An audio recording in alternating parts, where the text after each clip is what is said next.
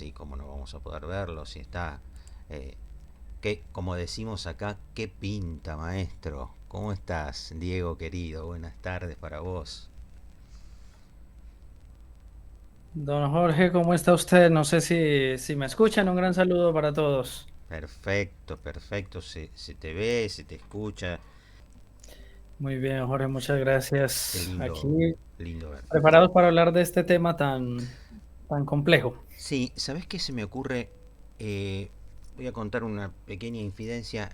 Nosotros hemos conversado previamente por un tema personal de, de, de acudir a quienes saben, ¿no? Me sentí en un momento bombardeado por un montón de cuestiones y acudí a la sabiduría de Diego y salió este tema. Entonces quiero preguntarte, Diego, ¿por qué salió este tema? Yo creo que el gnosticismo, sin uno pensarlo, está como que rondándonos. Pareciera que no se habla mucho, no se define mucho, el mismo gnosticismo no se define a sí mismo, pero está por allí, ¿no? Hay errores que cuando uno va hilando más profundo, ¿Mm? resulta que encuentra el gnosticismo. Es decir, uno puede encontrar varias cosas a lo largo de una investigación, un estudio, un camino que encara en la vida desde cierta filosofía, desde la fe, etcétera. Pero no todo lo que uno encuentra es malo, per se. Eh, Daría la sensación, tal como presentamos en la previa, en la difusión en las redes a este tema, como que se ha metido como para perjudicar el gnosticismo en sí. ¿Es así, Diego? Eso, sí, yo creo que puede ser muy acertado y hay una imagen acerca del gnosticismo que da el padre Alberto Gómez Mir y es, el gnosticismo es como un río apestoso, pero subterráneo, Ajá. que de vez en cuando va aflorando. De vez en cuando o se percibe por el olor o se ve una parte de ese río que va como debajo de la tierra. Entonces, realmente sí hay, si escarbamos un poco en ciertas cosas que pueden ser medio confusas o en errores directamente, nos encontramos con ese río. Ajá. Ajá. Hay como varias cuestiones que se refieren al origen de esta mirada o de esta filosofía o de esta ya muchos la catalogan como religión, que tiene que ver con un origen por ahí egipcio, griego. ¿Por qué no nos ilustras un poquito sobre ese tema como para ir desandando este camino, Diego? Claro que sí, el gnosticismo es extraño y es confuso porque es como un sincretismo de varias cosas, sobre todo esas religiones de la antigüedad. Ajá. Y tiene algo de egipcio, y tiene de babilonio, y tiene de griego. El neoplatonismo fue como un impulso para el gnosticismo. Tiene filosofía, tiene religión, pero por más que uno pueda intentar definir el gnosticismo, pareciera que al final termina en algo indeterminado, Ajá. valga esa cuasi redundancia. Y esto es porque el gnosticismo, al entremezclar tantas cosas, digamos que nos deja en la posición de que cualquier intento para tratar de definirlo, de dar como una descripción más teórica, es un esfuerzo inútil, de lo Ajá. confuso y de lo complejo que es. El gnosticismo, como su palabra indica, gnosis, es una palabra que significa conocimiento. De ahí Ujú. que hay que diferenciarlo de agnosticismo, que es, digamos, el no saber, el no conocer, eso es el agnosticismo y esa posición en la que muchas personas se colocan de no saber si Dios existe o si no existe. Y el gnosticismo, con esa raíz de conocimiento, podríamos decirlo, es una creencia por la cual el conocimiento en sí mismo nos hace más grandes, nos hace superiores, inclusive nos salva. Ya Ajá, tocamos, digamos, varios puntos, pero es un poco eso. El mismo conocimiento es el que nos salva, el mismo conocimiento es el que nos vuelve grandes y al fin el conocimiento del conocimiento termina en conocimiento. Todo gira en torno a esa idea, la ujú, gnosis, del saber, del conocer. claro. Tomo la pregunta que está en la página de la radio de Lucio, que escribe desde Ecuador, desde Quito.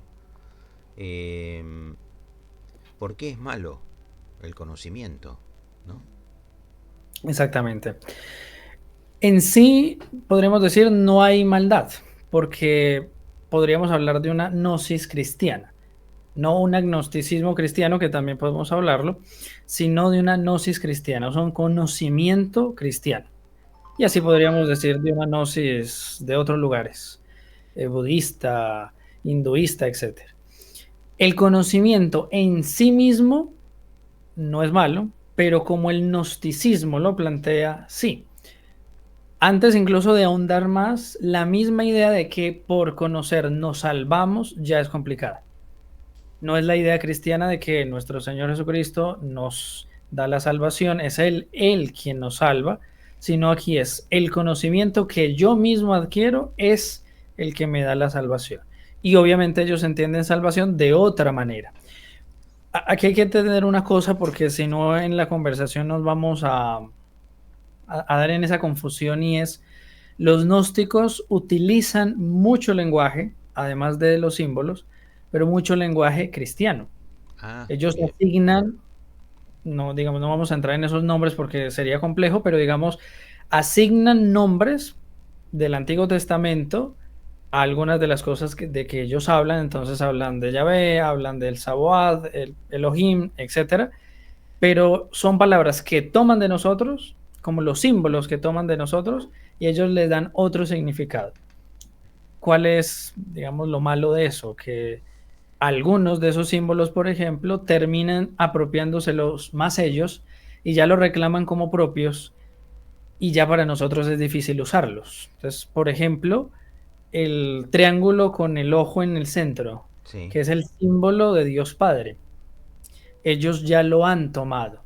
Entonces, claro, el triángulo con el ojo en una iglesia ya queda como masonería, claro, iluminismo, etcétera. claro, Sin embargo, ese símbolo es nuestro y ellos se lo apropiaron.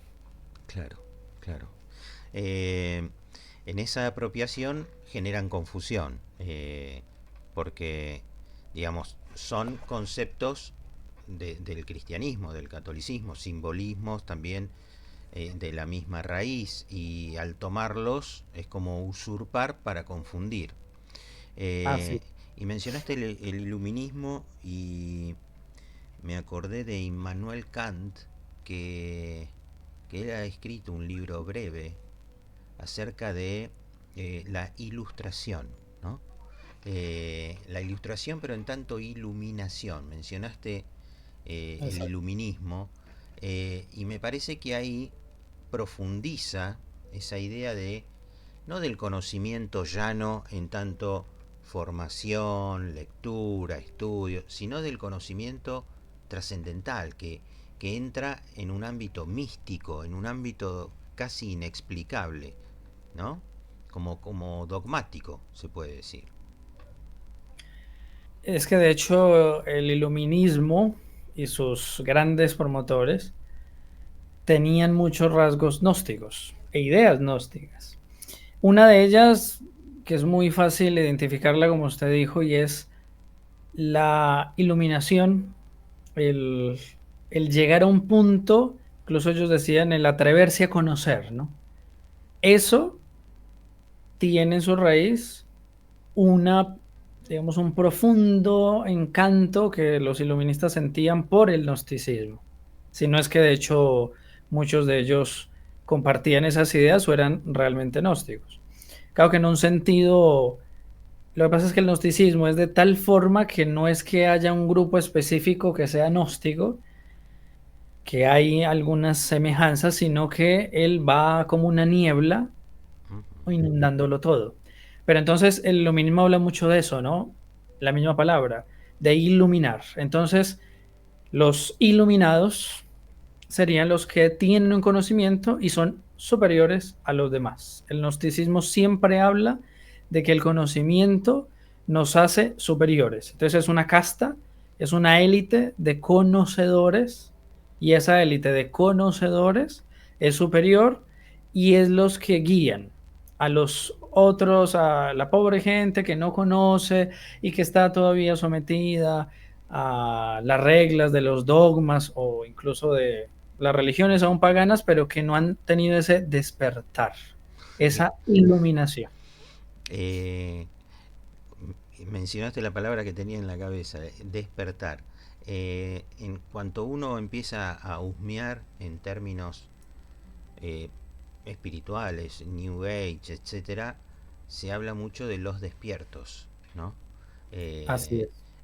digamos, en todo ámbito espiritual no religioso, vamos a ponerlo en esos términos, está impregnando el gnosticismo o ha calado profundamente como base filosófica, Diego. Es que el gnosticismo, y después podemos ahondar en una idea que es un poco más compleja porque abandona un poco a lo que los académicos han tratado, algunos han tratado un poco de esa cuestión, pero la mayoría no ha querido ahondar mucho más en eso. Pero eso de los elegidos o los que están despiertos, esos iluminados, es una idea que está en la New Age presente. Jesús sería un iluminado, sería Claro. un hombre que trascendió y que Ujú. nos trae una enseñanza, pero que está a la par de otros, ¿no? De Buda, de Mahoma, etcétera. Esos serían los mayores exponentes de ese despertar, esos elegidos o esos maestros elegidos. El gnosticismo, sin embargo, es muy confuso, muy confuso. No tiene propiamente la idea de Dios, aunque toma el concepto de Dios. Y esto hoy día, digamos, nos puede dar a entender una cosa y es el gnosticismo, tal como se presenta hoy día, más camuflado o como esa niebla de la que hablaba antes, lo vemos en todas las cosas, incluso dentro de las murallas de la iglesia, con toda una serie de movimientos fuera de ella, con la nueva era y con toda una influencia de Oriente, sobre Ujú. todo que eso es muy importante, ¿no? Hablábamos de que esto viene de Egipto, de Babilonia, de los cananeos, influyeron sobre los judíos, sobre Alejandría se volvió una meca del gnosticismo. Ujú. Entonces, desde el Oriente se nos traen muchas otras, no se presentan como filosofías, no como religiones, perdón, sino como filosofías, como modos de vida, y es todo lo que viene con el budismo, con el hinduismo, las prácticas de meditación orientales, el yoga, el reiki, el mindfulness o cosa parecida, todos esos movimientos vienen curiosamente del Oriente y ya vienen con esa impregnación del Oriente. Entonces, y esa impregnación oriental tiene mucho de gnóstico. Ujú. Entonces, podríamos decir, entre una religión más se aleje de la verdad, más gnosticismo tiene, y mientras más se acerque a la verdad, menos gnosticismo tiene o simplemente no tiene. Y Claro. es la afirmación que hacemos los cristianos de que la fe católica, la fe cristiana no tiene gnosticismo. Más bien luchamos contra el gnosticismo desde que nació la iglesia. Pero bueno, ahí nos encaminamos a No, otra cosa. está muy bien porque, como mencionabas al principio, el gnosticismo es como que sale del conocimiento, pega todo un periplo medio raro para volver en el conocimiento y no quedarse en algo que es superador, que nos trasciende, que nos, eh, Exacto. que nos tutela desde alguna manera espiritualmente hablando, por la dualidad. No es que sean ateos los gnósticos, creen en un Dios, pero no creen en las cuestiones físicas, en las cuestiones del cuerpo.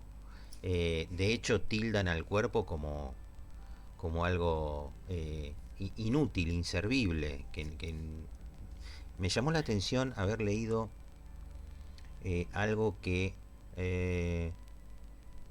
eran como chicos, habían sido educados en el gnosticismo y no comprendían o no veían como pecado cuestiones carnales, ¿no?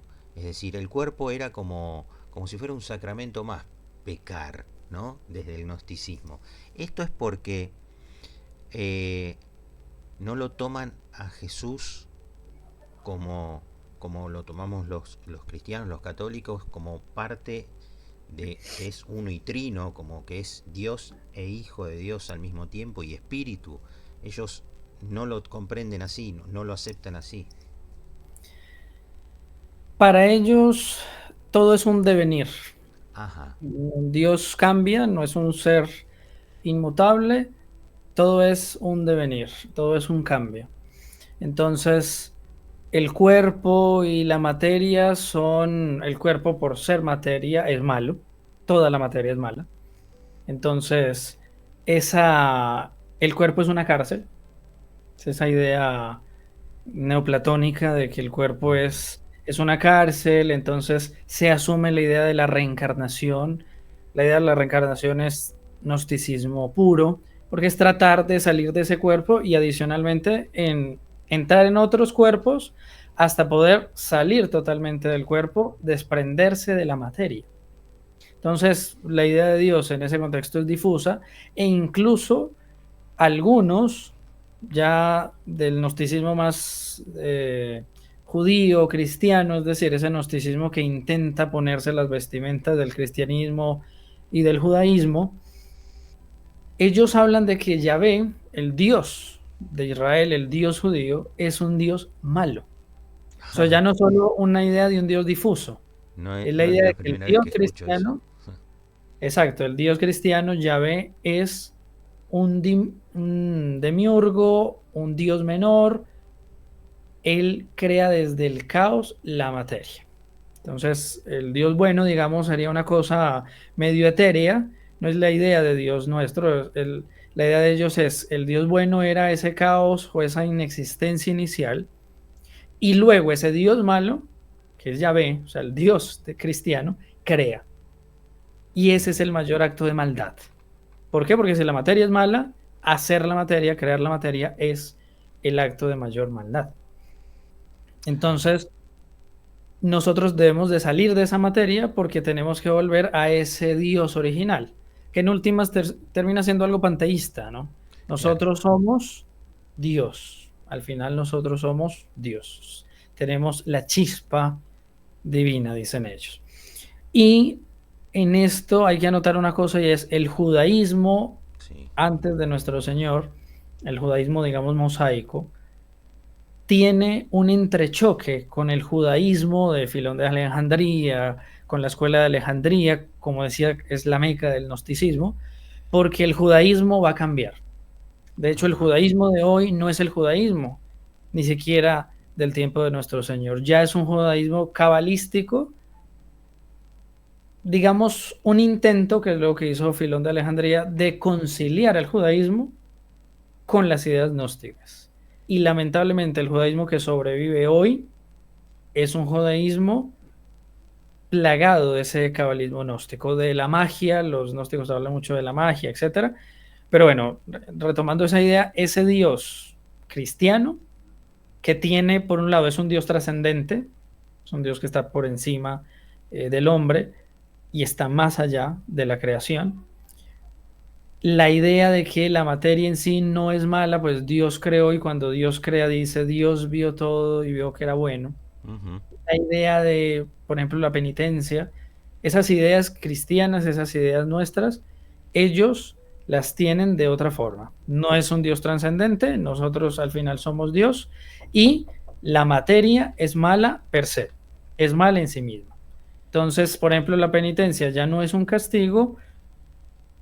La penitencia podríamos decirlo así porque es un punto interesante. El pecado no existe, obviamente, para los gnósticos, no hay pecado, no hay posibilidad de pecar, pero eso genera dos cosas, como usted decía. A unos les da igual el pecado porque al fin y al cabo, bueno, la materia no importa o la materia en sí es mala, entonces no importa qué hago con ella. Pero hay otro movimiento en los gnósticos y es el desprecio a esa materia e incluso a ejercer con ella algo. Eso es un poco más hacia el budismo, la idea que tienen los budistas, anular todo deseo. Es una idea como de autodestrucción. Entonces, ahí viene la idea de la penitencia. Para nosotros la penitencia es un dolor por la ofensa que se ha cometido y es ordenar el cuerpo. Ujú. Para ellos, evidentemente, la penitencia podría transformarse en ese sentido budista como en un querer destruir al cuerpo. Por eso me estoy alejando de la pregunta, No, pero no, está bien. las formas de meditación orientales son tan peligrosas. Porque si yo estoy estresado, porque no sé, tengo muchas cosas encima y es una enfermedad moderna, ¿no? Es muy, muy curioso. Pero entonces la manera de yo desestresarme es sacar todo, no pensar, ¿sí? Alejarme de todo, anular todo deseo. Pero resulta que eso no es normal, no es humano hacer eso. La oración, que para nosotros es un diálogo entre Dios y el hombre, para los gnósticos es un monólogo. O, Ujú. como se ve en el gnosticismo, digamos, que tiene el budismo, es una anulación, porque no hay ni diálogo. Pero bueno, no sé si me estoy No, no, no, no, yendo es más allá. tan interesante, Diego, lo que estás manifestando, porque son hilos prácticamente, o no, no invisibles, muy poco visibles, que tejen una gran maraña de confusión. Es decir, leo mucho en redes sociales cuando se habla de espiritualidad, de no vayas al templo, no vayas a la iglesia porque Dios está en ti. Exacto. Entonces, eso es un pensamiento bien gnóstico. Eh, Y es sutil, don Jorge, qué pena, porque si no se hila bien esa idea, uno puede decir, bueno, pero es que sí, Dios está en nosotros en cuanto que Dios está en todo lugar y el Espíritu Santo habita en nosotros, lo dice la Escritura, entonces, ¿cómo no, digamos, cómo podría entenderse mal? Pero el problema es ese, ¿no? Cuando se dice Dios está en ti, se está insinuando tú eres Dios. O sea, claro. dentro de ti está Dios porque eres Dios. Es diferente a Dios, que es un ser personal que está fuera de la creación, Ujú. habita en ti con su presencia, con su amor, etcétera. Pero es algo muy sutil. Y esa idea del no está en el templo y demás, son frases construidas que a hoy son muy comunes. Dios es Totalmente. relación, no religión. Claro.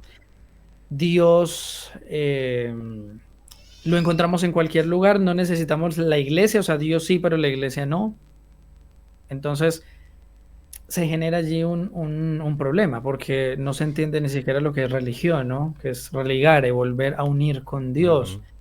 Entonces, digamos, entran muchas cosas ahí, solo que se tiene que hilar muy fino porque evidentemente Dios está en nosotros, pero no de esa forma. Y ese es el problema.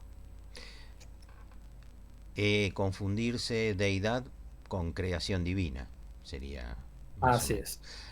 Y Ahí aparte ahí. es un contrasentido raro porque he visto que se critica la misa, ¿no? En tanto reunión para celebrar un misterio. Algunos sacerdotes dicen el sacrificio de la misa.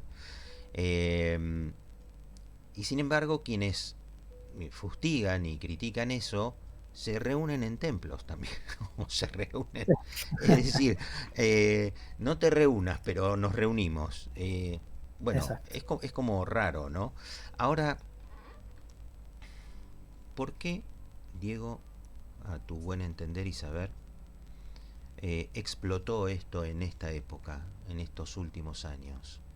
Es un cansancio de la iglesia para con la iglesia, un error de la misma institución clerical, no digo la iglesia en tanto cuerpo místico que somos muchos, ¿no? Eh, ¿A qué lo atribuís esto? Bueno, aquí hay muchas cosas. El gnosticismo, la iglesia lucha con el gnosticismo desde el inicio, Ujú. porque el gnosticismo quiere, digamos, tomar el cristianismo. Eso desde un punto de vista académico es bastante particular porque el gnosticismo se lanza contra el cristianismo e intenta él decirse que es el verdadero cristianismo. O sea, el problema es que en el siglo I, segundo, la iglesia está luchando Mm. con un error que se dice que ellos son el cristianismo verdadero. No por Ah, nada hoy se habla de el Código Da Vinci, ¿no? Entonces Santa María Magdalena, el Evangelio de Judas, bueno, un sinfín de cosas. Y es porque es difícil. Esos escritos son después del siglo segundo, pero claro, estamos en una época en la que fácilmente se podía uno confundir. claro. Imaginemos estar en esos siglos. Entonces, ¿qué hace, por ejemplo, San Irineo? San Justino Mártir es uno de los mayores combatientes del gnosticismo, solo que muchas de las obras donde él combate a los gnósticos no las tenemos. Muchas de las obras de él no las tenemos, lamentablemente. Sí tenemos las de San Irineo. Ellos son padres apostólicos, son discípulos de los apóstoles o discípulos de los apóstoles, o sea, es una línea directa a los apóstoles, y luchan contra esos errores. Y San Irineo señala al menos tres cosas por las cuales se puede identificar la fe verdadera, la tradición apostólica, y que siguen vigentes hasta hoy, y que, respondiendo a esa pregunta, don Jorge, es al nosotros abandonar esas ideas que San Ireneo tiene tan claras, no sucede esto.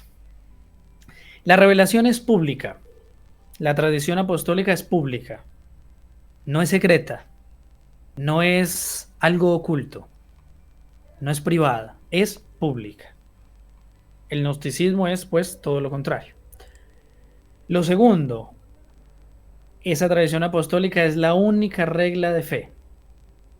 Crea la unidad entre los pueblos, entre las culturas y es la única regla de fe.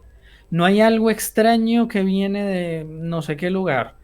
Es la tradición apostólica la única regla de fe. Y la tercera cosa es espiritual en cuanto guiada por el Espíritu Santo y no es puramente humana. Todo eso contrasta con el gnosticismo, que es secreto, que dice que lo que ha revelado Jesucristo no es la totalidad de la fe. Incluso ellos hablan de que hay un conocimiento que viene de Caín o un conocimiento que Dios le da a Moisés en el Sinaí cuando con su dedo Dios escribe los mandamientos, pero que hay algo que Moisés escribe y hay algo que no escribe. Y eso que no escribe es un conocimiento que se pasa de generación en generación y lo guardan los judíos o lo Mm, guardan estos gnósticos. claro. Eso va contra la regla que pone San Ireneo.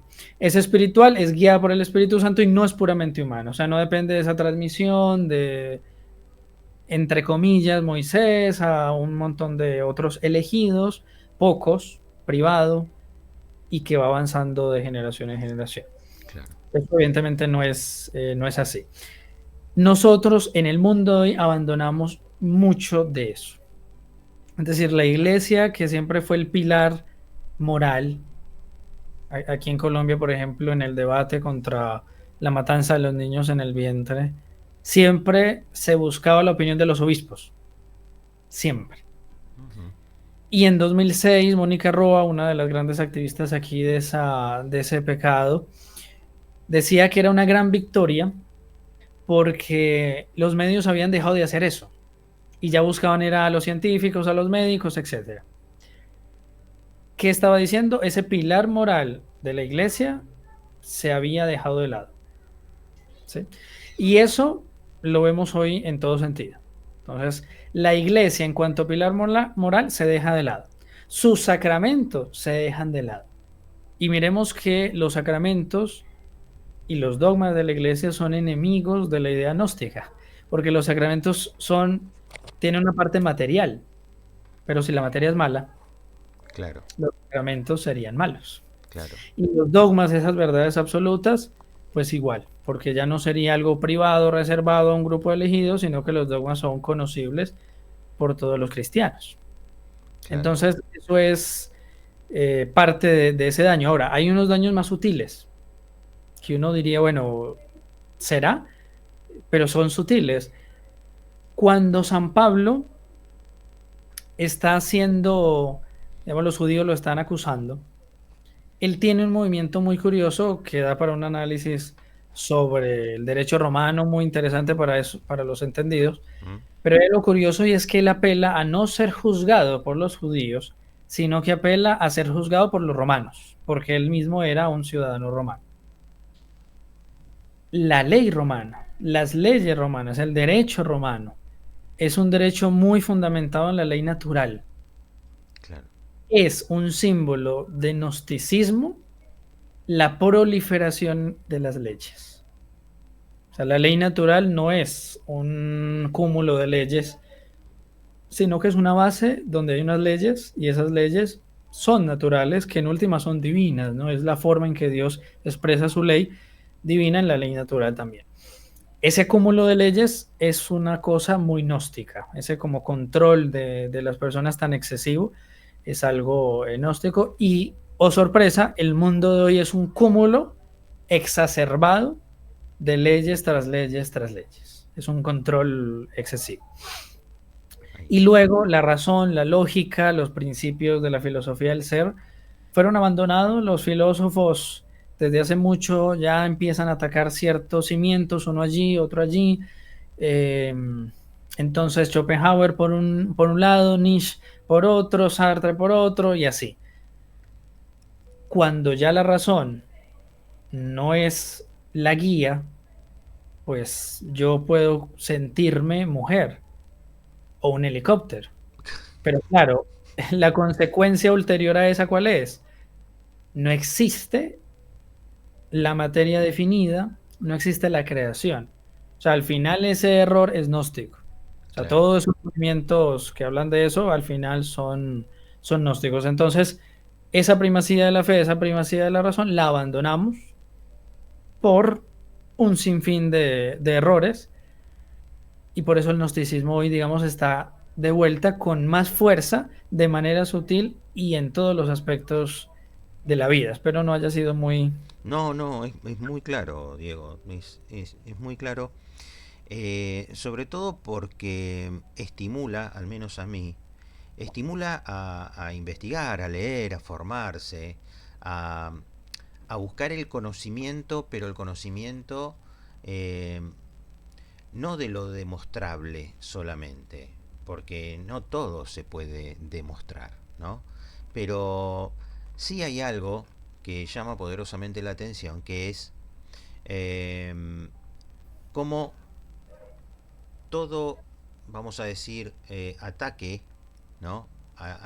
Es solamente a la fe católica. Eh, se bombardea a la fe católica con más de 2000 años, ¿no? De construcción y de edificación, pero no se habla de otras cuestiones o religiones monoteístas, simplemente se critica al adoctrinamiento, que adoctrinar no es malo per se, pero se utiliza cierta terminología como tildándola de perjudicial. El adoctrinamiento de la iglesia a través de la culpa, a través del castigo, el pecado no existe como tal, y digamos, se hace base en esas cosas como que, digo, qué fantástico, qué institución fantástica la iglesia en sí, que, que ha creado un poder tan grande de dominación, aún con las puertas abiertas, porque si hay algo que no se esconde, es la iglesia de sus propios yerros también, ¿no? De sus propias equivocaciones. Y de lo otro no se sabe nada. Y ahí hago un link con lo que mencionabas de lo oculto del gnosticismo, porque es esoterismo, es decir, es algo hacia adentro. Aristóteles, ¿no? Mencionaba que la escuela esotérica era aquella reservada para los que tenían un conocimiento, que estaban dentro de ese conocimiento, porque la prédica católica cristiana es exotérica, es decir, vayan y prediquen y difundan y proliferen este mensaje por todos lados. Lo demás es todo secreto. La masonería es secreta. Muchas sectas son bien rosacruces, por ejemplo. El rosacrucismo es secreto. La masonería uno ingresa y va niveles, niveles, niveles, pero no se termina de saber nunca el camino concreto. Eh, ese secretismo es esoterismo, ¿no? Eh, Me llama poderosamente la atención eh, y desde un punto fortalece mi fe, que no la puedo explicar por completo, querido Diego. Eso es lo que me pone un poco nervioso, que en el sentido de que no tengo todas las explicaciones a todas las cuestiones con las que uno se cruza por ahí. Pero lo que me deja tranquilo es que me obliga a conocer más de mi fe, lo cual eso es bueno, no me aparta, al contrario, me acerca un poco más. Eh, el gnosticismo es eh, algo así como lo que se viene a mencionar últimamente, que tenemos el secreto de la abundancia. Viste que hay muchos coach en las redes. Yo sé cómo te podés hacer millonario, cómo podés obtener lo que deseas. Tenés que seguir estos pasos. El secreto es la carnada, el imán, el cebo, Diego. De alguna forma sí, para algunos, porque digamos no todas las personas pueden como entrar a esos misterios de la misma forma. ¿Mm? Algunos es simplemente marketing, o sea, ven que funciona y lo hacen, pero claro, nunca se sabe hasta qué punto se puede ir más allá, ¿no? Es como el yoga, ¿no? Que está muy sacralizado, por Ah, decirlo así. claro. O sea, el yoga está muy bien visto hoy día. ¿Para qué el yoga? Para ejercitarse, para tranquilizarse, para meditar. Se habla mucho de meditación. Yo he escuchado mucho a los españoles hablar de yo medito, medito, medito, y todas esas meditaciones son de índole oriental. Pero el secreto atrae y el misterio atrae Claro. naturalmente. O sea, el problema no es la misa, por ejemplo, en sí guarda misterio. La iglesia guarda misterios. Sacramento es también misterios. Pero evidentemente es la iglesia muestra todo y llega un punto en el que, bueno, no podemos ir más allá simplemente porque es algo que no podemos entender. De la Santísima Trinidad, bueno, esto es la Santísima Trinidad, pero entenderla más allá, pues es que es Dios mismo, no somos capaces. Pero como usted decía, las puertas están abiertas. Claro, Es decir, se conoce, se predica, se habla desde lo alto. claro. Y esta gente, en cambio, no. Es secreto, es hacia adentro. A pesar de que, digamos, tienen esos niveles y demás, el gnosticismo hoy, por estar tan dividido, por decirlo así, los Rosacruces, la masonería, etcétera, todos tienen ese gnosticismo. A veces nos olvidamos que el gnosticismo, por venir de las religiones paganas, guarda un hilo conductor. Lo que decía antes, si es ese hilo conductor parece ser, y muchos de ellos incluso lo dicen así, de diferentes formas. La masonería lo va a decir de una manera, los grupos gnósticos de, digamos, más antiguos, más hacia el judaísmo, hacia el cristianismo o hacia los egipcios lo van a decir de otra forma, pero al final todos terminan diciendo algo y es, la serpiente tenía razón. Es decir, seréis como dioses, tendréis un conocimiento del bien y del mal. Tendréis un conocimiento. Seréis como dioses. La serpiente libera al hombre del no conocer, le entrega el conocimiento, le da la luz del conocimiento. Entonces, miremos cómo esa idea ya empieza a ser muy compleja. Si la serpiente tiene razón, ¿qué cosa es la serpiente? O sea, detrás de la serpiente, ¿qué Ujú. hay? Ujú. Entonces nos encontramos directamente con el enemigo de Cristo, el enemigo de Dios, Satanás. Entonces, eso es muy curioso porque ellos intentan decirnos, bueno, las ideas nuestras han estado siempre, así como la serpiente que tienta en el Edén, ellos obviamente no van a hablar de tentar, sino que entrega el conocimiento. Ahí entonces el secreto se vuelve más complejo. Ya el secreto pertenece a algo más profundo. Alguien nos está dando ese secreto. Alguien nos dice ese secreto. Porque repasando un poco para esta conversación, don Jorge, me encontraba con que muchos académicos hablan, bueno, de Egipto, de Babilonia, la unión de esas diferentes creencias da en un gnosticismo caldeo Mm. o de esa zona egipcio. Pero esas ideas que tenían esos paganos, ¿de dónde vienen? Si cambiamos la forma en que los gnósticos dicen las cosas y que inclusive, sobre todo han sido los, los sacerdotes más estudiosos de esos temas, pero digamos, si solamente giramos la cosa, uno podría decir, bueno, la fe verdadera, la fe de nuestro Señor le fue entregada a Adán. De Ujú. Adán va pasando a sus hijos hasta Noé, llega el diluvio, y de Noé va a llegar hasta Abraham. Y Dios habla con Abraham. Y de Abraham a Moisés. Y así hasta la llegada de nuestro Señor. Todos los profetas hasta la venida de nuestro Señor. Cuando los pueblos se alejan, recordemos Babel, la torre de Babel, cuando los pueblos se alejan del pueblo que Dios elige o de los hijos de esa estirpe que viene desde Adán por Sed, después de Noé, empiezan a caer en errores. Es decir, todos tenían el conocimiento inicial, es decir, el conocimiento de Dios, de la fe verdadera, incluso de las ciencias, etcétera. Adán tenía la ciencia infusa, pero a medida que los pueblos se van alejando, empieza a decaer y empiezan a haber errores. Es más que hablar de que el gnosticismo adquiere esos errores, pareciera que esos errores son el gnosticismo que antecede a esas mismas religiones.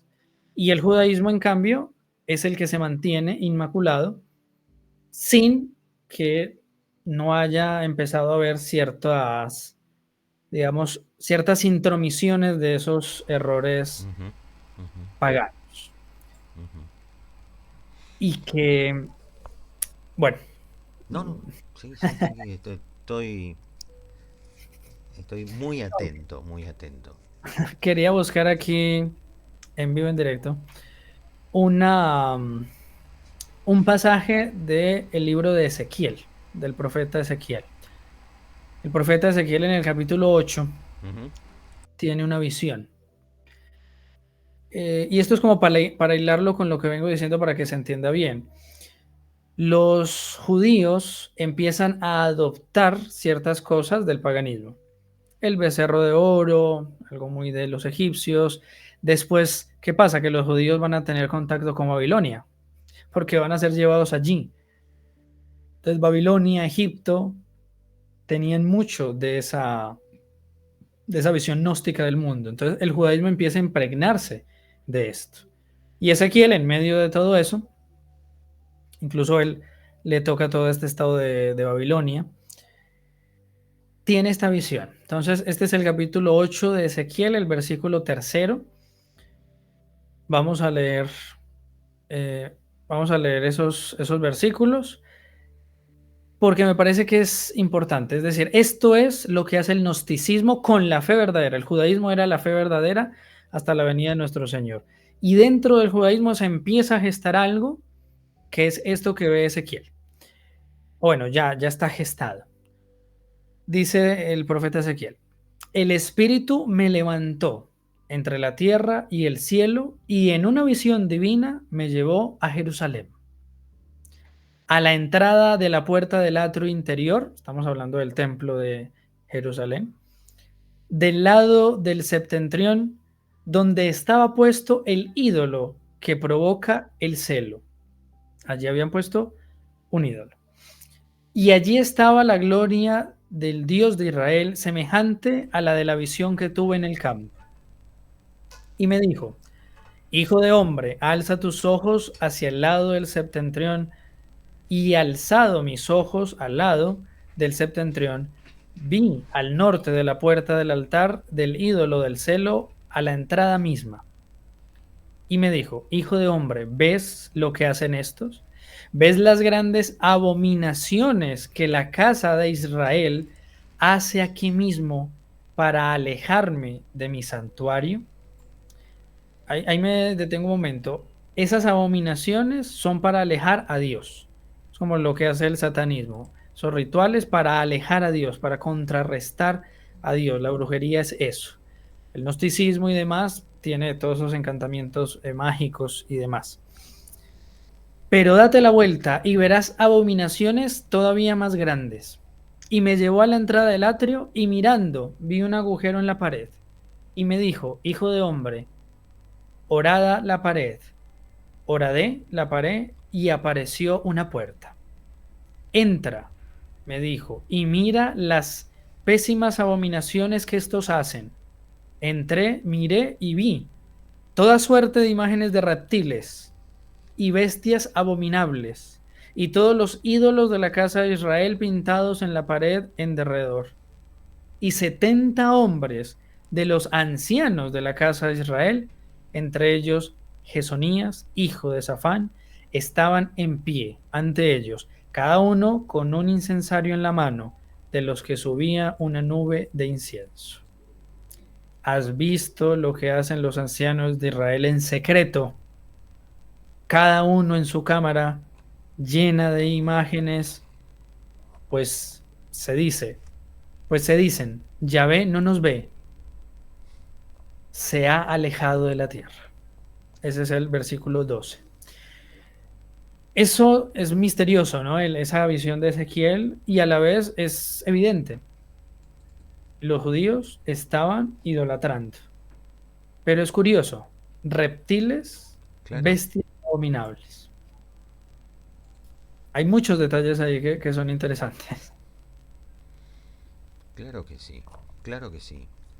Me vienen recuerdos de conversaciones con otras personas eh, en donde, bueno, a ver, ¿cómo decirlo? Se ponen en duda o se cuestionan o se, digamos, se los menciona como relatos o como hechos no existentes, lo sucedido en el Edén, que no se comía una manzana, sino que era otra cosa, que la víbora no, la serpiente no era tal cosa. Eh, entonces, todas esas argumentaciones, muy bien presentadas, por cierto, convincentes, que tienen verosimilitud al oído, pero no podría yo decir que tienen veracidad, que es certeza, no está en mi estatura intelectual arribar ahí. Sí una percepción de piel, ¿no? De decir, ¿qué es esto, no? Y me vienen estas imágenes de reptiles, etcétera, que empiezan a reflotarse en algunos diálogos en la actualidad, querido Diego, eh, hasta poniendo en duda la propia descendencia de Jesús, eh, y mismo poniéndolo a Jesús, como mencionabas antes, como una suerte de Elohim, ¿no? Que Elohim es plural, no singular, que están los Elohim, pero no, digamos que se lo baja de categoría, ¿no? Se le baja el precio, como decimos acá. Cuando uno quiere denostar algo, acá decimos, bueno, le bajamos el precio a esto, le restamos importancia. Esta prédica es netamente gnóstica, ¿no, Diego? Totalmente. Sí, porque nuestro Señor no es un maestro iluminado, no es ni siquiera un profeta más. Sí, Él es el profeta, Él es Dios. claro. También por eso la idea, algunos que se dicen cristianos, como los testigos de Jehová, etcétera, Ajá. por ejemplo, ellos hacen una unión de nuestro Señor con San Miguel. Ellos dicen que San Miguel es nuestro Señor, eso también lo dicen los adventistas, originalmente lo decían los adventistas, de ahí vienen los testigos de Jehová, y el fundador de los testigos era un hombre ocultista. Entonces, claro, el gnosticismo se expresa de manera muy familiar cuando se empieza a fusionar, por ejemplo, la figura de un arcángel con nuestro Señor. O en el judaísmo también se hacía con el Espíritu Santo. Separaban a Jesús de Cristo, o sea, ya no sería Jesucristo, sino Jesús es una cosa, el Cristo es otra, como el Cristo sería como ese hombre iluminado y Jesús sería esa persona que se hace hombre, o sea, que se hace como Dios, Sí. y eso se confunde con el Espíritu Santo. Es decir, empiezan a tener muchas confusiones, pero precisamente porque se alejan de lo que nuestro Señor reveló. ¿Qué dice nuestro Señor? Yo soy Dios. Yo antes de Abraham, yo soy. Entonces me parece importante aquí comentar algo, Jorge, y es Monseñor Munilla, Ujú. obispo en España. Él resumía, hablando del gnosticismo, él resumía, es que los gnósticos nos quieren quitar la posibilidad de llamar a Dios Abba, Padre. Entonces, quitarnos el Padre porque nos quitan el Hijo. El Hijo no es Dios, el Hijo es un maestro, nos quitan al Padre. Si no hay Hijo, No hay no hay padre. Padre. Claro. O sea, nos quitan a Dios y ya no podemos decir Abba. Entonces, el Padre nuestro no tiene sentido. ¿Se puede ser gnóstico o, digamos, construir una agrupación o algo con, con prédica gnóstica sin saber estas intenciones del gnosticismo, Diego, o lo hacen a sabiendas? Las dos cosas. Ah, Porque como el gnosticismo ya está tan velado y es tan confuso, uno puede hablar, por ejemplo, de la meditación cristiana, o sea, de San Juan de la Cruz, de Santa Teresa, de Jesús, con rasgos gnósticos. ajá, ¿Sí? Que ahora se habla mucho de la nueva era, ¿no? Pero la nueva claro, era en el fondo es un gnosticismo, digamos, muy bien escogido para el mundo de hoy, pero tiene mucho de gnosticismo, evidentemente. Entonces, claro, usted presenta la mística cristiana a los ojos del gnosticismo y a veces es simplemente un error, porque San Juan de la Cruz habla el, Santa Teresa habla de las moradas, entonces de entrar en uno mismo para allí hallar a Dios. Claro, esa expresión la toma no un agnóstico, un gnóstico y hace maravillas. Entonces, claro, después va a haber una persona que se interesa por esos temas místicos, escucha un gnóstico y ya plantea la mística cristiana de una manera o con cierto tinte gnóstico. ¿Deliberadamente lo hizo? No, pero se dejó influenciar. claro. Y obviamente están los que deliberadamente lo hacen o, vamos a decirlo así, por orden.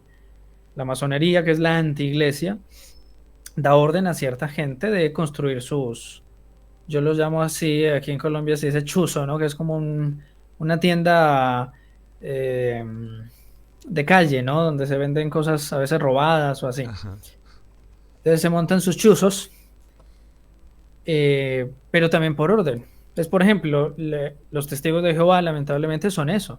Ellos vienen de un hombre ocultista, masón, su tumba es un triángulo masónico y montó lo que montó. Pero también obviamente otros han hecho los Rosacruces, es la misma cosa, y la nueva era con todas sus vertientes es igual. O por ejemplo, tenemos hoy día todo esto con la nueva era, más de las piedras que tienen un cierto poder, una cierta influencia, los cuarzos, bueno, todo esto.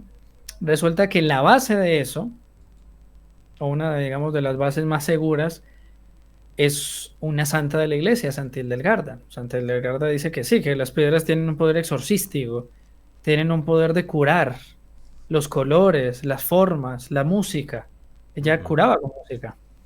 Claro, pero de eso a la nueva era hay un paso y muy leve.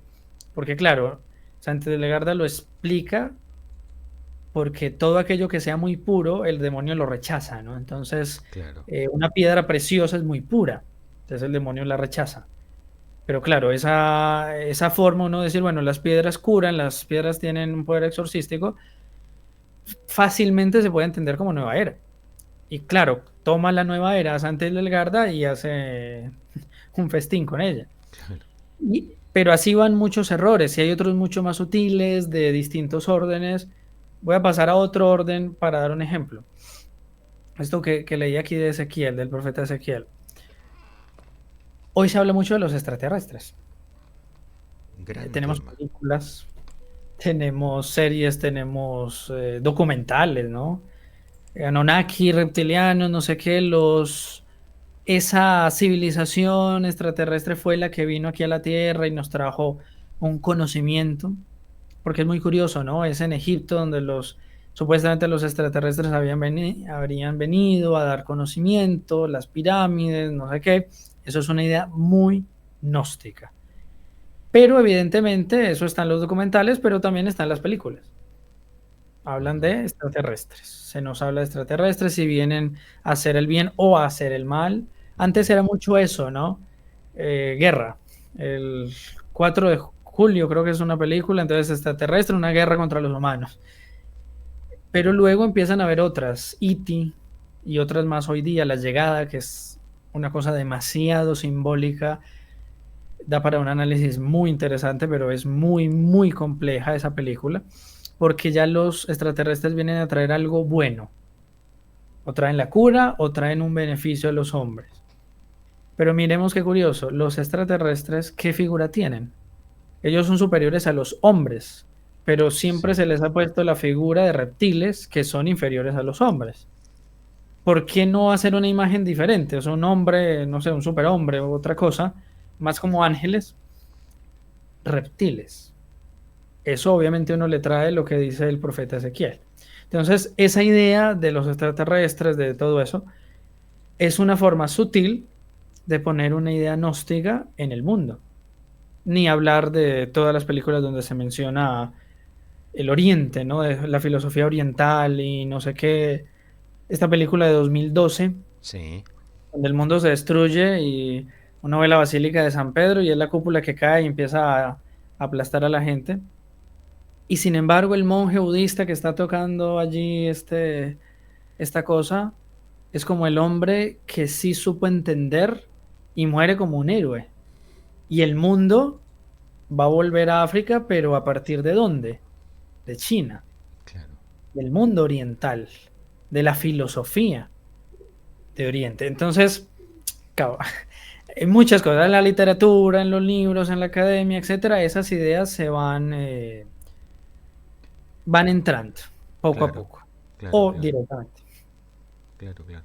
Ahora, lo mencionabas, lo ufológico, lo extraterrestre, eh, ¿es puramente gnóstico o es una realidad para tu mirada, querido Diego? Digamos que si fuese, digamos, real, lo han usado los gnósticos de manera espectacular. O sea, sería una cosa muy bien lograda. Ujú. La iglesia no tiene una posición oficial sobre eso, pero sí digamos, uno puede llegar a ciertas conclusiones e irse más, aunque es una cosa de opinión, irse más hacia Ujú. un lado en el que se niega que existan los extraterrestres y más bien los extraterrestres serían una manera en que los demonios influyen sobre los hombres. Porque Santo Tomás dice eso de los ángeles y los demonios son ángeles caídos, no dejan de ser sustancialmente ángeles. Ujú. Los ángeles pueden, dice, perturbar la naturaleza. Nosotros podríamos decirlo, toman los átomos y dan una cierta visión. Cuando se aparece, no sé, el ángel de la guarda, en Fátima los pastorcitos les habla el ángel de Portugal. El ángel no tiene forma humana. Entonces, ¿qué hace el ángel? Como que se toma los átomos, se toma y forma un cuerpo virtual, ¿no? Un cuerpo, no podríamos hablar de holograma, solo que no es exactamente eso. O sea, realmente el ángel ha formado algo y Ujú. lo puede hacer. Ahora imaginemos los demonios, ¿qué podrían hacer? Entonces, bueno, pero eso es un tema interesante. No, más pero también hay una el idea gnosticismo lo gnóstica, tomó. querido Diego, hay Claro. una idea gnóstica de decir que el demonio no existe, que en tanto Satanás como portador de luz viene a iluminar esas zonas oscuras y de ahí es que se lo sataniza como para no competir, para que no compita, digamos. Pero hay una parte que no se está contando de esa iluminación, ¿no, Diego? Es que en esta película de La Llegada, que no realmente no recomiendo verla, Bueno, porque tiene mucho, es decir, uno tendría que poder entenderla muy a profundidad, o sea, saber interpretarla. Pero en todo caso, digamos, está y es... La idea en esa película es, o sea, tan bien pensada, o sea, quien la escribió o quien pidió hacerla o quien dio esos detalles, porque siempre hay detrás gente que hace esto. mm, Dejó una idea impresa en toda esa película que no tiene un segundo en que no esté diciéndose algo, y es la manera en la que los ángeles entienden el tiempo, que es algo diferente a nosotros. De alguna manera, ellos en esa película intentan mostrarlo. Entonces, el tiempo no es lineal, la historia del hombre no es lineal, ujú, sino que, por ejemplo, la protagonista tiene recuerdos del futuro. claro. Recuerdos del futuro. Entonces, claro, es una forma de entender el tiempo diferente. Y luego estos extraterrestres vienen a ayudar a los hombres, porque después ellos van a necesitar la ayuda de los hombres. Ya se muestran como buenos y hasta necesitados. Es una manera muy, digamos, demoníaca de actuar. Es una forma de mostrarle al hombre, como quien dice, no somos malos, no es el mal, como usted decía, no es, el demonio no es el malo, simplemente es que ustedes no han conocido y los han obnubilado, porque ellos, los gnósticos creen que la religión ya institucionalizada y por encima de todo la iglesia, es una corrupción de esa tradición inicial, oculta, Mm, esotérica. ujú, Entonces, para ellos es un daño increíble. Entonces, por claro, eso es que mucho movimiento teológico moderno, que es un poco de el espíritu y ya no la institución, claro. y hablar más de eso, de una iglesia más dada en el espíritu, eso tiene una forma de decirse, pero bueno, más neumática, Ahí está. solamente Mm, espíritu, ¿no? Es parte de esas ideas, ¿no? Solo como hilando eso. Porque al final hay algo más profundo. Y eso más profundo es la forma en que piensa el demonio. O sea, si uno se imagina una forma en la que piensa el demonio, se acerca mucho a lo que es el budismo y después del budismo el gnosticismo. O sea, porque la religión del demonio, podemos decir, es el gnosticismo. ahí está. Una gran definición. Es una religión. La religión del demonio. Em, como para ir redondeando, ya estamos más de una hora conversando y podríamos estar. Pero para que no decaiga la atención y dejar abierta la posibilidad de otro encuentro más adelante, Diego, sobre temas ya muy mucho más específicos tal vez, ¿no? Se está mencionando mucho la falsedad del Nuevo Testamento, las ausencias de evangelios, por qué son cuatro y no son más, por qué se habla del evangelio, bueno, de Tomás, el manuscrito de María Magdalena, se hablan de que los evangelistas que han plasmado su mirada en la Biblia no lo han conocido personalmente a Jesús, salvo uno, creo, o dos. Algunos dicen uno, otros dicen dos. Y que estos son dichos de dichos de dichos de gente que, es decir, no hay testimonios, según esta mirada, si se quiere, gnóstica, fidedignos del siglo I, ¿no? De la parte apostólica, eh, antes de Constantino, antes de Lutero, etcétera, ¿no? No ese cisma que vino posterior, pero eh, ¿qué podemos decir como para poner un poquito de luz a esta cuestión de lo apócrifo y lo verdadero? Hay dos miradas, podríamos decirlo, la de los primeros siglos y la mirada de hoy Mm, sobre los evangelios, sobre la Sagrada Escritura. No es por nada que el gnosticismo odia la institucionalización de toda religión incluso, pero más de la iglesia porque es mucho más institución, claro.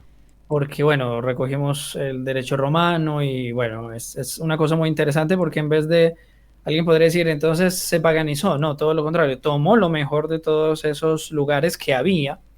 No puede ser que Dios haya abandonado todos los pueblos, no. A Roma le dio ese derecho muy de la ley natural y la iglesia lo adoptó. O sea, las parroquias, las diócesis, todo eso son términos romanos. Ujú. Entonces, bueno, la, la visión de hoy sobre el Evangelio, sobre la Sagrada Escritura, es aplastante. Hoy nosotros tenemos manuscritos del siglo I, tenemos testimonios de los primeros siglos paganos y cristianos, tenemos el testimonio interno y externo de los evangelios, de las cartas de San Pablo, etcétera. Eso hoy día es innegable. O sea, quien niegue hoy la existencia de nuestro Señor Jesucristo, o sea, tiene que ir contra la misma ciencia, sean ateos o no, es historia sociológica y demás, nuestro Señor existió. Los evangelios son verídicos y demás. Más bien los gnósticos son los que empiezan a intentar reproducir evangelios, apocalipsis, cartas y demás para corromper el cristianismo o para ellos decirse, como ya decíamos, somos la verdadera cristiandad, somos el verdadero cristianismo. ¿Sí? Entonces, eso se da. Entonces, la visión de los primeros siglos obviamente ya no es una visión académica Claro. como hoy la tenemos, pero es la visión de la iglesia. La iglesia dice esto sí y esto no y ya está. El gnosticismo va a odiar obviamente a la iglesia porque San Irineo, por ejemplo, apela a la sede de Roma, de que la sede de Roma tiene la fe católica y no es gnóstica, para decir, todas las iglesias tienen que estar en comunión con Roma. En Roma no hay gnosticismo, por tanto el gnosticismo no es y no viene de los apóstoles y no es lo que enseñó el Señor. Así de simple. Claro. Esa es la prueba que él muestra.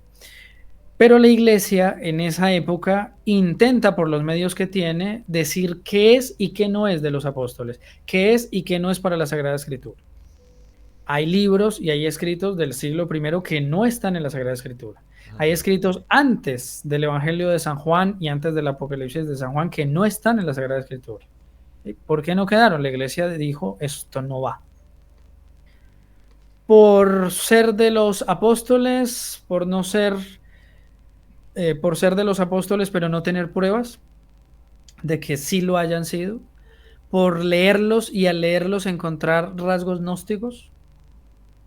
Entonces, por ejemplo, el caso de la carta de los Corintios, la primera carta de los Corintios no la tenemos.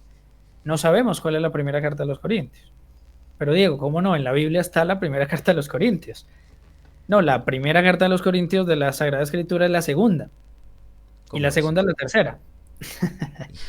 A ver. Porque la primera carta de los Corintios la escribe San Pablo, o sea, él escribe esa primera carta. Obviamente en esa época no era primera carta, ¿no? San Pablo escribe una carta a los Corintios, pide que sea leída en otra de las iglesias y que la carta de esa iglesia sea leída allí. Y sin embargo, no tenemos esa carta de esa otra iglesia que él escribe. Entonces, esa carta, por ejemplo, no está en la Sagrada Escritura. Pero adicionalmente, cuando se ven las copias que había de la primera carta de los Corintios, hay gnosticismo. Entonces, los primeros cristianos, los padres, no saben qué es de San Pablo y qué es de los gnósticos, porque no Ajá. encuentran una versión anterior. O sea, todas las copias que había, no se sabe a ciencia cierta, la original incluso hasta tal vez también fue corrompida, tenían rasgos gnósticos. Entonces, ¿qué hace la iglesia? Dice, no, como no podemos saber qué cosa es de quién, de San Pablo, de los gnósticos, habían cosas evidentes, pero había otras que se pueden entender en los dos sentidos. Claro. Entonces, para no ponernos en ese peligro, la primera carta de los Corintios sale del canon, no se acepta la primera carta de los Corintios y la segunda pasa a ser la primera y la tercera pasa a ser la segunda. Claro, El claro. Evangelio de Pedro, el Apocalipsis de Pedro, el Evangelio de Santiago, mil cosas así, son tardíos. Hoy sabemos que son tardíos y la iglesia en ese momento también muchos identificó de que eran del siglo segundo, de que eran de los gnósticos o simplemente de que estaban plagados de una forma de ver el mundo que era gnóstica, porque el gnosticismo es una cosmovisión, es una forma de ver el mundo. Entonces, el Apocalipsis de San Juan casi no lo acepta la iglesia, precisamente porque es un libro muy lleno de muchos símbolos y muy complejo, pero la fuerza de la tradición hizo que se aceptase. Y hoy Ajá. sabemos que efectivamente es de San Juan, pero fácilmente hubiera podido no serlo. Entonces la iglesia se curó en salud y Claro. solo recibió lo que veía que era de los apóstoles o de los varones apostólicos, porque Lucas, San Marcos son discípulos. Sí. San Lucas de San Pablo y San Marcos de San Pedro. Y San Pedro acepta las cartas de San Pablo porque él dice muchas de las cosas que hay en los escritos de Pablo, en las cartas de Pablo, son difíciles de leer, etcétera.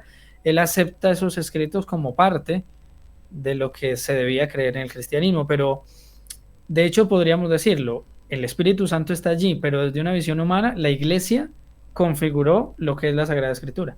Claro. ¿Por qué? Porque tiene la autoridad de Dios. Y por eso el gnosticismo eh, la odia. ¿Por qué vamos a suponer que yo vengo, recién ahora caigo en esta vida, así, con esta edad, qué sé yo, todo así, tal como estoy estropeado, ¿no? Y escucho esta conversación y digo, pero ¿por qué uno eh, tiene mala fe y otro tiene la verdad? ¿Dónde radica la diferencia tácita, tangible, de que, bueno, si son del siglo primero, si se juntaron tal vez a interpretar eh, a Cristo desde otro lugar, se juntaron diferentes miradas, ¿no? ¿Por qué la iglesia tiene la razón y el gnosticismo no? ¿Se entiende más o menos la pregunta, Diego? Claro, Sí. sí, sí. Habría una forma de responderlo histórica, ¿no? De que los gnósticos no pueden apelar al testimonio de los apóstoles, Ajá. mientras los primeros cristianos sí, San Ireneo, San Justino Mártir, San Ignacio de Antioquía, ellos, San Clemente, pueden apelar a los apóstoles. Ujú. De decir, ellos tienen la autoridad de decir, yo fui discípulo, como San Policarpo, yo fui discípulo de San Juan. Y Claro. un gnóstico como Marción, etcétera, Simón el Mago, no pueden decir tal cosa. Entonces ahí podríamos ahondar más. Pero voy a irme más atrás, a esa idea de los gnósticos de la serpiente, que es la buena, etcétera. Son dos cosmovisiones, la del bien y la del mal, la de que tiene la iglesia y la que tiene el gnosticismo. Porque ¿cómo piensa el demonio? ¿Cómo piensa Satanás? Podríamos intentar hacer esa formulación. Satanás odia a Dios profundamente. Él quisiera destruir a Dios, pero sabe, no es tonto, es un ángel, un serafín caído, él no puede destruir a Dios. Entonces, ¿qué va a intentar destruir el demonio? Toda la creación. O sea, desde Nuestra Señora, que es el culmen de todo lo creado, la máxima de todas las criaturas. Aquí descontamos obviamente la humanidad de nuestro Señor Jesucristo, porque nuestro Señor es hombre y Dios, es una Claro. persona. En su humanidad, obviamente es superior a Nuestra Señora infinitamente. Pero en cuanto criatura, Nuestra Señora es lo más excelso creado. Entonces es el pináculo de la creación. Y todo hacia abajo, los ángeles, etcétera, el demonio quisiera destruirlo. La forma de destruir al hombre, pervertirlo. O sea, que no vaya al cielo, sino al infierno. Es una forma de destruirlo, porque no lo puede aniquilar. Si pudiera aniquilarlo, lo haría. Pero pongamos a pensar esto, don Jorge, se lo pregunto así, tal cual. Cuando el demonio, si fuese posible, el demonio destruir todo lo creado, no a Dios porque no puede hacerlo, pero sí todo lo creado, y lo hubiera logrado, o sea, hubiera destruido hasta el último de sus propios ángeles, de los demonios, hasta Judas Iscariote, que está a su lado en el infierno, ¿qué quedaría por destruir? Me acuerdo de una frase de un tal Facundo Cabral que decía, el cáncer te mata, pero cuando te mata se mata a sí mismo. ¿Qué le quedaría? Nada, se moriría, se mataría a sí mismo. Exactamente. Porque a pesar de que el demonio, digamos, hubiera destruido todo, no puede, pero pensándolo, quedaría él. Y todavía hay algo que le da gloria a Dios. Imaginemos así un universo en oscuridad y una pequeña luz tenue allí en lo profundo. La existencia de Satanás da gloria a Dios, porque es criatura de Dios, Claro, a su pesar. claro. Y es lo más mínimo, o sea, en lo más mínimo, pero su mera existencia da gloria a Dios. Entonces, ¿qué quisiera él? Destruirse, para Destruirse. que así ya no hubiese nada que diese gloria a Dios. Traslademos esa idea del demonio aquí. No es eso lo que dice, vamos a subirlo del budismo, del gnosticismo al budismo, apagar todas las pasiones, apagarse a sí mismo. Ahí la mofa que hacen los budistas contra los santos que están incorruptos, como el Padre Pío. Mm, Ellos tienen unos pseudosantos que son hombres que han meditado y no sé qué y se secan. O sea, esas momias budistas y son así, ¿no?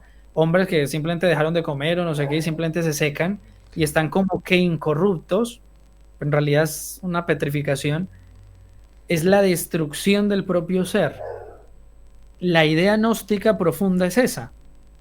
¿Y es la idea de quién? De aquel que destruyéndolo todo al final quisiera destruirse a sí mismo. El hombre está llamado por Dios, dice la iglesia, a llegar a ser como Dios. O sea, eso que dice la serpiente, seréis como dioses, no es tan engañoso. claro. Nosotros seremos como dioses, eso lo dice San Agustín, por ejemplo. Seremos dioses no porque seamos Dios, no vamos a ser, no nos vamos a mezclar en Dios ni nos vamos a igualar, sino que vamos a compartir la naturaleza de Dios. Y si Dios es divino, nosotros vamos a ser ¿qué? Divinos. Vamos a compartir la naturaleza de Dios por filiación. Claro. Eso hay que obviamente decirlo muy bien porque se presta para errores. Pero nosotros estamos llamados a ser más aún. Pongámonos filosóficos. Somos seres, estamos llamados a ser seres, a ser en el ser en sí mismo. O sea, llegar a la Ujú. plenitud del ser. O sea, Diego Duque llegar a ser el Diego Duque perfecto. O sea, el ser entero que Dios quiere, pero solo lo puedo lograr en Dios. O sea, Claro. el verdadero Diego Duque está en Dios y solo cuando vaya al cielo Dios me hará eso que realmente Él quiso que yo fuese. Es el ser en plenitud. Es la idea totalmente contraria a lo que acabo de decir de los gnósticos, Claro. que espero se entienda, ¿no? Entonces, digamos, ese conflicto son los dos bandos. Los musulmanes estarán por acá, los budistas más cerca, digamos, del gnosticismo, los judíos más acá, más allí, los protestantes un poco más alejados del gnosticismo, pero igual con ciertos tintes, ¿no? Ellos niegan Claro. la visibilidad de la iglesia, por ejemplo. Pero entonces, todos aquí o allí, pero al final las dos ideas más duras de conciliar, las más alejadas, es la idea que la iglesia presenta y la iglesia que el gnosticismo presenta. Ya esa es una prueba de que son los dos bandos contrarios. O sea, no hay que elegir mucho más, son esos dos bandos. Por Claro. tanto, podríamos elegir. Pero ¿qué sería mejor elegir? ¿Cómo sería mejor estar? ¿Como lo piensa este o como nos lo enseña la iglesia? Aquí la felicidad, aquí la destrucción total. el no querer la felicidad, la misma felicidad es rechazarla, ¿no? Claro. Rechazar la felicidad es lo que nos haría felices. El hombre, aunque está inclinado al pecado, naturalmente está hecho para el bien, para la bondad, para el amor, para la verdad. Entonces, se entiende que cuando uno lo pone así, el hombre va a tender naturalmente hacia el bien, hacia la verdad, hacia el amor. Ese es Dios, pero solo como lo presenta la iglesia. De resto, todo lo demás es un poco más, un poco menos, hasta llegar a ese otro punto. Esos son los dos, esa es la lucha, las dos ciudades de San Agustín, las dos banderas. Una religión, entre comillas, la del demonio, y la religión, la verdadera, la de Dios. Qué bárbaro, qué bárbaro. Una vez en una cena familiar, con amigos, más amplificada, ¿no? Familia y amigos, alguien me dijo, salió este tema, y me dijo, no entiendo por qué los cristianos son tan soberbios, que tienen la verdad, que tienen... Yo le dije, no, no sé, no lo veo así, pero te voy a poner un ejemplo. Si vos tenés algo muy, muy rico, muy bello que podés compartir, ¿te llamarías soberbio si lo compartís? Y bueno, quedó ahí la conversación. Pero eh, es lo que es, no lo que uno quiere que sea. Y si queremos reinterpretar las cosas, podemos hacerlo desde el libre albedrío, reinterpretar, vivir, etcétera, etcétera, etcétera, como cada quien quiera. Pero no hay tantas verdades como ser humanos caminan sobre la tierra, ¿no? Si no, esto sería, bueno, cualquier cosa. Pero, querido Diego, eh, muy instructivo, me traes paz, te digo, para este bárbaro bautizado, eh, tan esquivo de la instrucción y de seguir estos preceptos como lineamiento de vida. Te quiero agradecer profundamente esta hora y media que me has brindado, y me gustaría en un futuro no muy lejano que elijas un tema y lo volvamos a compartir en una charla así, tranquilos, distendida. Vos siempre prolijo y yo siempre tan imperfecto. Así que, bueno, ¿no? Pero es así, es lo lindo de la vida. Y también se me ocurre pensar que el ateo existe porque hay un Dios. Eh, si no existiría un Dios, no tendría sentido el ateo.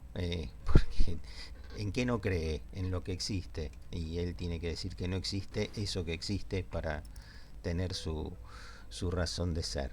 Eh, Dos palabras y cerramos con tu pensamiento, querido Diego. Perfecto. No, agradecerles especialmente a usted, don Jorge, por la invitación y a todos nuestros amigos, sobre todo de Argentina, ¿no? La nación de Nuestra Señora de Luján, y encomendarnos a Dios. El Padre Pío fue un gran enemigo de estos errores. Y también aquí está, creo que se alcanza a ver, Ujú. Nuestra Señora de Shenzhen, la patrona de China. Ella es la patrona de una nación en la que todos estos errores están muy vivos, ¿no? El confucianismo, el budismo, etcétera. Que ella también nos ayude, ella que es la verdadera emperatriz de esa nación y de todas nuestras naciones, para que nos purifique el pensamiento, el alma, y que logremos llegar a la santidad. Estamos en esa lucha, imperfectos, cayendo, levantándonos, pero allí vamos a llegar. Que nuestra alma se disponga para que la razón también se purifique y vamos a al verdadero conocimiento, que es la fe en nuestro Señor y a Dios que veremos en el cielo. Gracias, querido Diego. Muchas gracias. Un abrazo a la distancia, saludos a la familia, Igualmente, y que Dios y el Padre Pío te bendigan. Gracias por el apoyo y por la conversación esa privada que tuvimos, en donde pudimos consensuar este encuentro. Eh, Muchas gracias. Me ha hecho muy bien esa conversación. Igualmente, el Padre Pío les bendiga. Que estés bien. Gracias.